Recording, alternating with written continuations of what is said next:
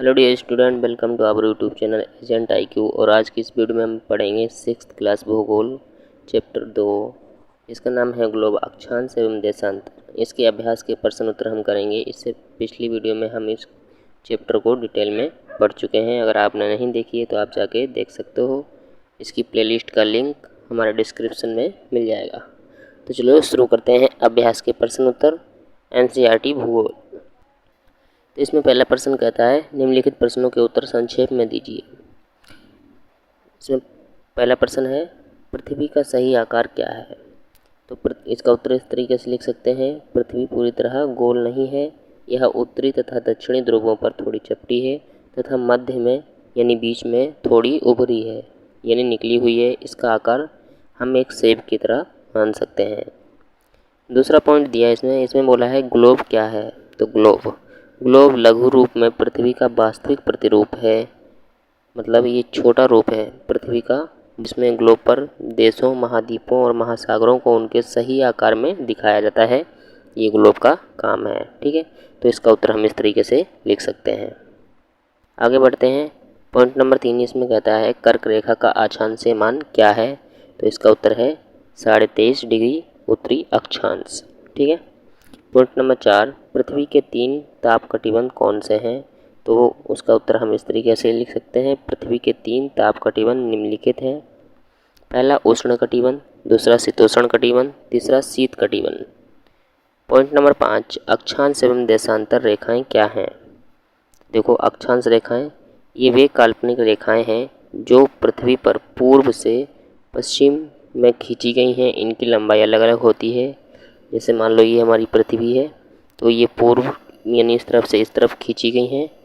ठीक है, और इनकी लंबाई अलग अलग है। यहाँ पे देखोगे, यहाँ पे तो इसकी लंबाई कम मिलेगी, यहाँ पे देखोगे तो इसकी लंबाई ज़्यादा मिलेगी। तो ये हमारी काल्पनिक रेखाएं हैं, यानी असलियत में पृथ्वी पर ऐसी कोई रेखा उपस्थित नहीं है। ये हमारी कल्पना करके खींची गई हैं हमारी सुविधा के लिए। अब देखो देशांतर रेखाएं, ये वे काल्पनिक रेखाएं हैं जो पृथ्वी पर उत्तर ध्रुव को दक्षिण ध्रुव से जोड़ती हैं। इनकी लंबाई बराबर होती है। यानी क्या कह रहा है, जैसे ये पृथ्वी है तो ये उत्तर ध्रुव है और ये दक्षिण ध्रुव है, तो इस ध्रुव को ये ध्रुव जोड़ते हैं। इनकी लंबाई इस तरीके से बराबर होती है। अब देखो पॉइंट नंबर 4 ऊष्मा की सबसे अधिक मात्रा उष्णकटिबंध क्यों प्राप्त करते हैं। इसका उत्तर इस तरीके से लिख सकते हैं, कर्क रेखा एवं मकर रेखा के बीच सभी अक्षांशों पर वर्ष में एक बार सूर्य दोपहर में सिर के ठीक ऊपर होता है, इसलिए इस क्षेत्र में अधिक ऊष्मा प्राप्त होती है।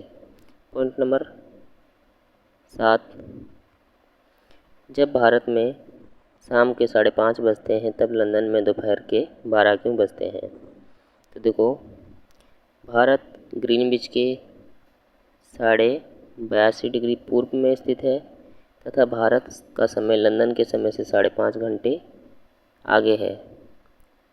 ठीक है, 5.5 घंटे यानी 5 घंटे 30 मिनट आगे है, क्योंकि देशांतर के प्रत्येक अंश में 4 मिनट का अंतर होता है। यानी इस तरफ बढ़ेंगे तो 4 मिनट बढ़ेगा और इस तरफ जाएंगे तो 4 मिनट घटेगा। ये आप वीडियो में देख लेना, समझा रखा है। इसलिए जब लंदन में दोपहर के 12 बजते हैं तब भारत में शाम के 5:30 बजते हैं। इस तरीके से आप उत्तर लिख सकते हैं।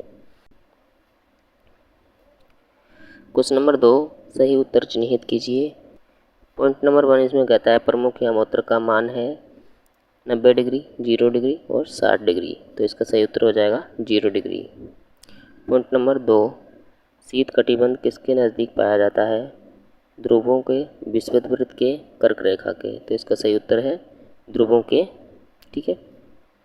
पॉइंट नंबर 3 देशांतरों की कुल संख्या है 360, 180, 90।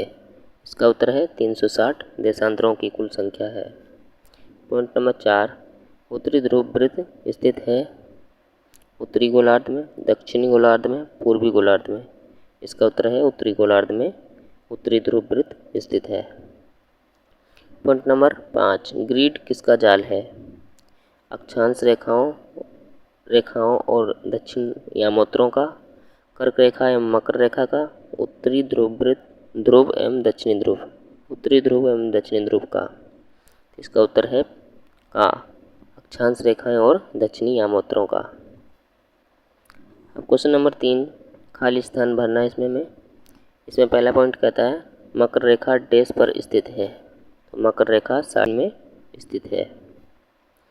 भारत दूसरा पॉइंट कहता है भारत का मानक यामोत्तर डैश पर स्थित है, तो 82.5 डिग्री पूर्व में स्थित है, 82.5 डिग्री पूर्व पर स्थित है।